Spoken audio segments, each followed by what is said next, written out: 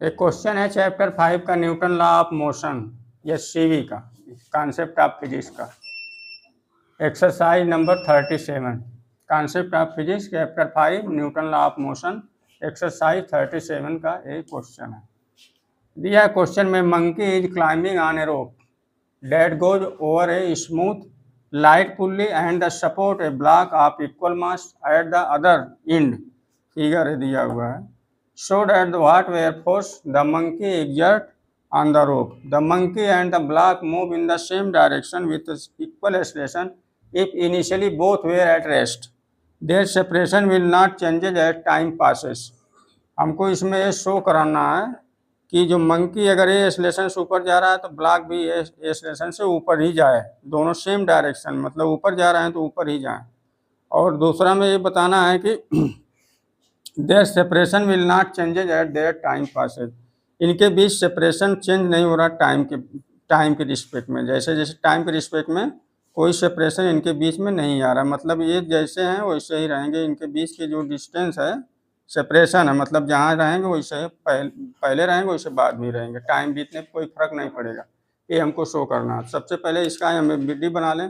पहले ये माने कि ये ब्लॉक है, इसका एक्सेलरेशन ए बी है, ये डाउनवर्ड जा रहा है, मंकी जा रहा है अपवर्ड ए से, दोनों का मास सेम है, इसका भी मास सेम है, इसका भी मास सेम है। तो पहले मंकी का हम एफ बना लें। मंकी का एफ बन गया तो इसमें टेंशन लगेगा ऊपर, मंकी का मास एम जी डाउनवर्ड लगेगा, जा रहा है ए एक्सेलरेशन से अपवर्ड डायरेक्शन में। तो इसका हमारा इक्वेशन बन जाएगा क्या, T minus M G is equal to M into A. फिर ब्लॉक का हम एफ बना लें, एफ या ब्लॉक हमारा ये है, ये ब्लॉक है, जैसे बना वैसे बनाया जाए, इस तरह का है ब्लॉक, इसका मास है एम, तो एम जी डाउनवर्ड लगेगा, टेंशन अपवर्ड लगेगा, जा रहा है नीचे ए बी से। तो इसका भी हमें इक्वेशन निकालना पड़ेगा।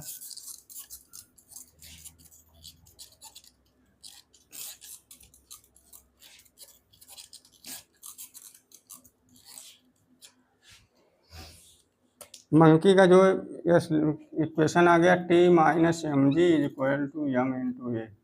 ब्लॉक का निकल जाएगा तो ये आ जाएगा इक्वेशन नंबर 1। ब्लॉक का आएगा M G minus T is equal to M into A B, block का एक्सेलरेशन। इक्वेशन नंबर 2, इक्वेशन 1 में से इक्वेशन 2 जो है दोनों को ऐड कर दें, इक्वेशन 1 प्लस इक्वेशन 2।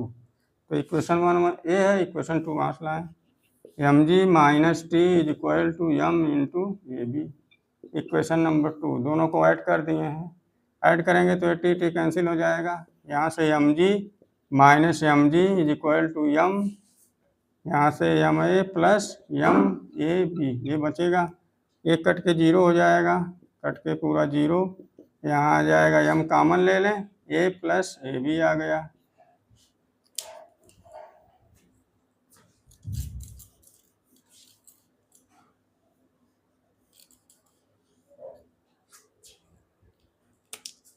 तो हमारा a plus A B is equal to 0 आ गया, तो a equal to minus A B हो गया, a equal to minus A B. ए नीचे हम माने थे, a निगेटिव में आ गया, तो इसका मतलब है a निगेटिव में आने का मतलब a ऊपर जाएगा। माने थे नीचे पॉजिटिव, आ गया वो निगेटिव, तो इसका मतलब a वाला ब्लॉक ऊपर ही जाएगा, a ऊपर जा रहा है, ये भी दोनों ऊपर जाएंगे।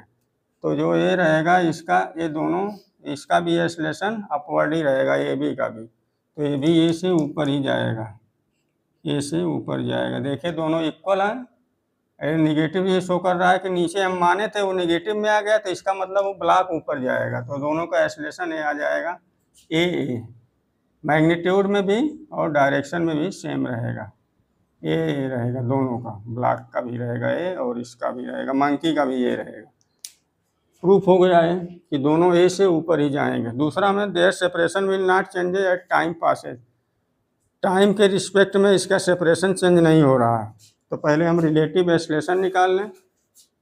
Relative acceleration. मंकी का एक्सेलरेशन कितना है, ये है, ये मंकी का ये है, ये ब्लॉक का भी ये है। ठीक, हम दोनों के ये निकाल रहे हैं, ए एम बी, इसके रिस्पेक्ट में, मंकी के रिस्पेक्ट में ब्लॉक का एक्सेलरेशन तो हो जाएगा A M minus A B. तो ए एम बी